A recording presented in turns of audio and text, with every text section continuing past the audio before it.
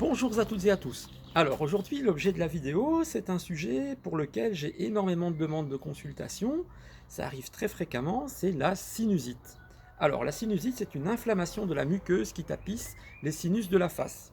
On a entre autres le sinus maxillaire, le sinus frontal. Alors quel est le rôle de ces sinus? C'est de réchauffer l'air qu'on inspire et de l'humidifier, pour qu'il arrive comme ça dans les poumons, humidifié, réchauffé, qu'il ne vienne pas irriter la muqueuse des poumons. Alors, il a aussi un rôle d'augmenter la résonance de la voix et il permet aussi surtout, et ça c'est un point principal, de sentir l'odeur du prédateur. Ah mais vous me direz, les prédateurs, ils n'existent plus dans notre société évoluée. Il n'y a plus de loups, il n'y a plus d'ours. Hein, mais il ne faut pas oublier que notre cerveau, il a été programmé il y a 200 000 ans, dans la nature hostile. Mais moi, je vais vous dire, il y a encore des prédateurs, et quand je vais vous les citer, eh bien, vous allez vous dire, mais oui, c'est vrai. Alors, il y a quoi comme prédateurs? Il y a le patron, les collègues, voisins, les parents pour certains, j'en passe et des meilleurs. C'est toutes des situations de stress avec ce genre de personnes qui va pouvoir activer des sinusites. Hein, ok. Le sinus, c'est le siège de l'étude approfondie de l'air qui s'y trouve. Ça va analyser l'environnement, proche et éloigné. Alors, comme autre conflit, on a des conflits de puanteur. Alors, une atmosphère qui ne plaît pas, que ce soit au sens propre. Hein, par exemple, on va prendre un transport en commun, il y a des gens qui n'ont pas la même conception de l'hygiène, ça va sentir mauvais, on va déclarer une sinusite dans les jours qui vont suivre.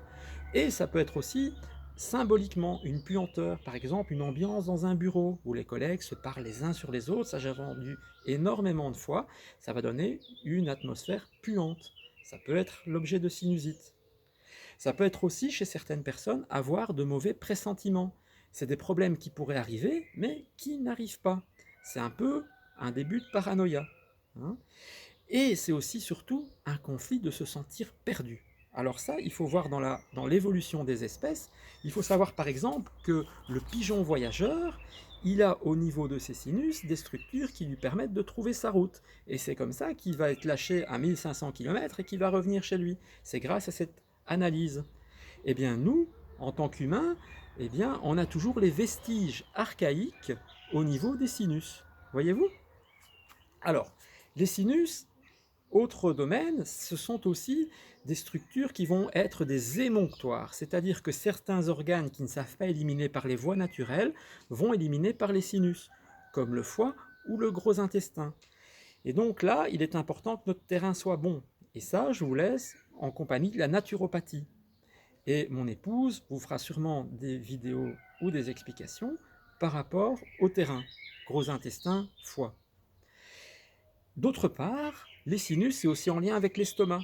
En effet, le méridien de l'estomac, il commence ici, au niveau des sinus.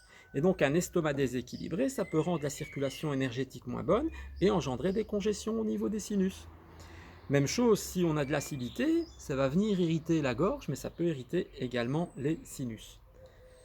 Donc voilà, au niveau des sinusites, il y a plusieurs aspects à prendre en compte, mais l'aspect principal au niveau somato-émotionnel, c'est sentir l'odeur du prédateur. Voilà, j'espère que ça vous a bien éclairé sur un problème fréquent et à tout bientôt.